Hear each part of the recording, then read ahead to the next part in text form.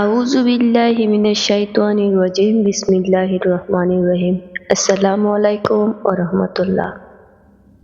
আমরা আজকের ভিডিওতে জানব 3 শিশু দোলনা থেকে কথা বলেছেন সেই সম্পর্কে। হযরত আবু হুরায়রা রাদিয়াল্লাহু তাআলার বরাতে হাদিসটির বর্ণনা আছে।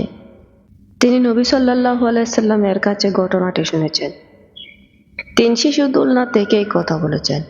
প্রথম জন হযরত ঈসা আলাইহিস সালাম, দ্বিতীয় জন জুরাইস নামে বনী ইসরাইলের এক লোক, তৃতীয় জন বনী ইসরাইলের এক শিশু। দ্বিতীয় জন জুরাইস নামে বনী ইসরাইলের এক লোক কিভাবে দোলনা থেকে কথা বলেছেন সেই সম্পর্কে জেনে নিই। একদিন ইবাদত করা অবস্থায় জুরাইস এর মা এসে তাকে ডাকলো। সে ভাবলো, আমি কি তার ডাকে সাড়া দেব না ইবাদত করতে থাকবো।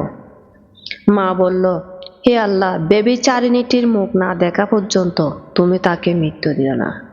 জুরাইস তার ইবাদতখানায় থাকত।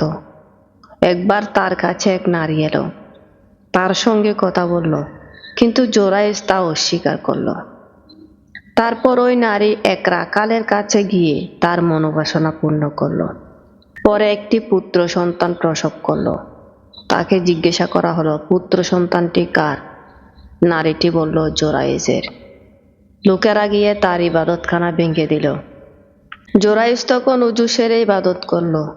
নবজাতকের কাছে গিয়ে জুরাইস জিজ্ঞেস করলো, হে শিশু, তোমার পিতাকে?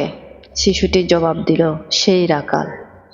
তখন সবাই বলল, আমরা আপনার ইবাদতখানাটি সোনা দিয়ে তৈরি করে দিচ্ছি। জুরাইস বলল, না, মাটি দিয়ে। তৃতীয় জন বনী ইসরাইলের শিশু, যাকে এক নারী তার দুধ পান করাচ্ছিল, তার পাশ দিয়ে সুদর্শন এক আরোহী পুরুষ চলে গেল। নারীটি দোয়া করে বলল, হে আল্লাহ, আমার ছেলেটিকে তার মতো বানাও।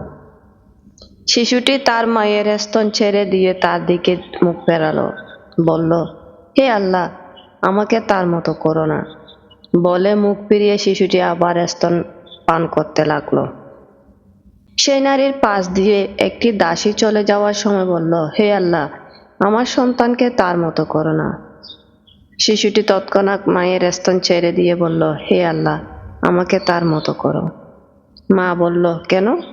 শিশুটি বলল, সেই আরোহী ছিল এক জালিম, আর এই দাসীটি সম্পর্কে লোকে বলে, তুমি চুরি করেছ, ব্যভিচার করেছ, যদিও সে কিছুই করেনি। আসসালামু আলাইকুম ওয়া রাহমাতুল্লাহ।